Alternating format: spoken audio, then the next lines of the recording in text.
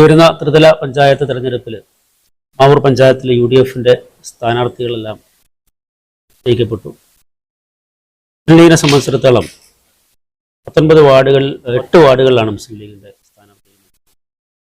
വളരെ പ്രഗത്ഭരായിട്ടുള്ള വിവിധ മേഖലയിൽ കഴിവ് തെളിയിച്ചിട്ടുള്ള പ്രഗത്ഭരായിട്ടുള്ള സ്ഥാനാർത്ഥികളെയാണ് മുസ്ലിം ലീഗ് 8 വാർഡുകളിലേക്ക് സ്ഥാനാർത്ഥി പ്രഖ്യാപനം നടത്തിയിരിക്കുന്നത്. ഇതിനെ സംബന്ധിച്ചിടത്തോളം ഈ ഒരു തെരഞ്ഞെടുപ്പ് വളരെ ചാരിതാർത്ഥ്യമുണ്ട്. പ്രഗത്ഭരായ സ്ഥാനാർത്ഥികളെ മത്സരിപ്പിക്കാൻ കഴിഞ്ഞു. മാവൂർ പഞ്ചായത്ത് 2-ാം വാർഡിൽ മുസ്ലിം ലീഗിന്റെ സ്ഥാനാർത്ഥിയായിട്ട് മത്സരിക്കുന്നത് അഷ്റഫാണ്. അതുപോലെ 3-ാം വാർഡിൽ മുസ്ലിം ലീഗിന്റെ സ്ഥാനാർത്ഥി നിജ ആറ്റാഞ്ചേരി. 4-ാം വാർഡിൽ മുനീറ പുന്നമ്പുറത്ത്. 5-ാം വാർഡിൽ മുസ്ലിം ലീഗിന്റെ സ്ഥാനാർത്ഥിയായി മത്സരിക്കുന്നത് മാവൂർ പഞ്ചായത്ത് മുസ്ലിം ലീഗിന്റെ പ്രസിഡന്റ് കൂടിയായിട്ടുള്ള LP അഹമ്മദ് സാഹിബാണ്. 8-ാം വാർഡിൽ മുസ്ലിം ലീഗിന്റെ സ്ഥാനാർത്ഥി K ഉസ്മാനാണ്. 12-ാം വാർഡിൽ മുൻ ഗ്രാമപഞ്ചായത്തിന്റെ പ്രസിഡന്റ് കൂടിയായിട്ടുള്ള മുനീറത്ത് ടീച്ചർ മത്സരിക്കുന്നു. 14-ാം വാർഡിൽ മടത്തിലാംതൊടി മുന്തസ്. 16-ാം വാർഡിൽ മുസ്ലിം യൂത്ത് ലീഗിന്റെ പ്രഗത്ഭനായ അനസ്.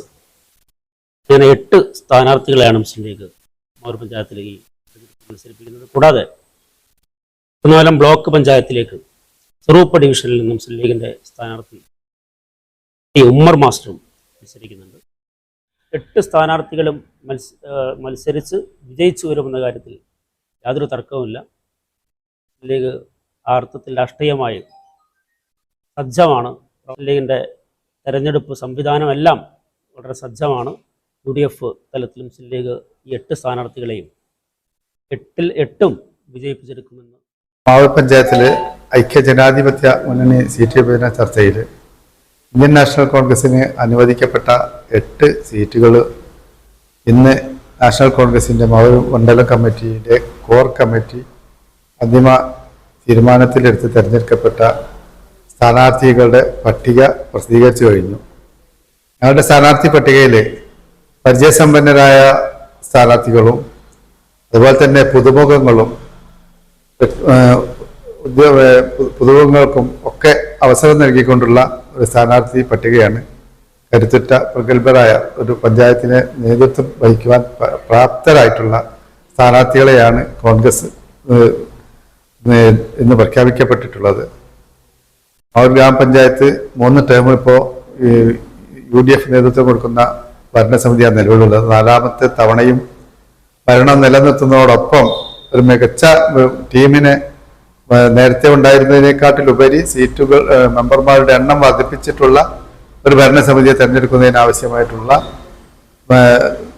പ്രഗത്ഭരായ സ്ഥാനാർത്ഥികളെ യുവാക്കൾക്കും വനിതകൾക്കും അതുപോലെ തന്നെ പരിചയസമ്പന്നതയ്ക്കൊക്കെ പരിഗണന നൽകിക്കൊണ്ടുള്ള സ്ഥാനാർത്ഥി പ്രഖ്യാപനമാണ് ഞങ്ങൾ ഇന്ന് നടത്തിയിട്ടുള്ളത്.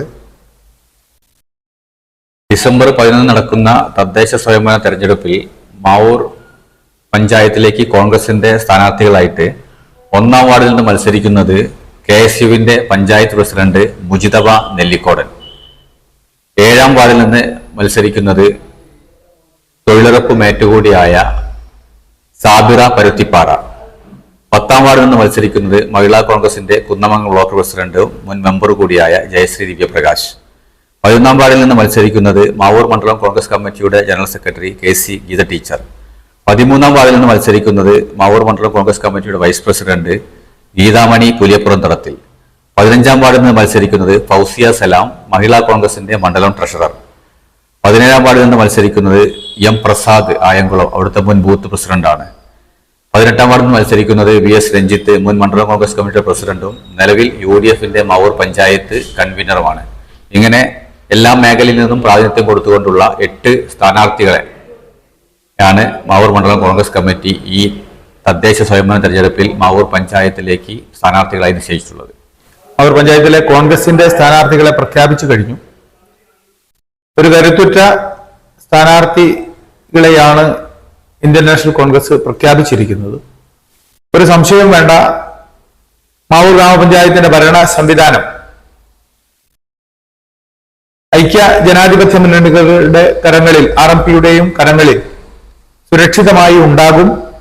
3 തവണ ശക്തമായ തിരഞ്ഞെടുപ്പ് പ്രവർത്തനങ്ങൾക്ക് നേതൃത്വം നൽകിക്കൊണ്ട് മാവൂരിന് മുഖച്ഛായ മാറ്റുന്ന രീതിയിലുള്ള പ്രവർത്തനമാണ് മാവൂരിൽ നടന്നത്.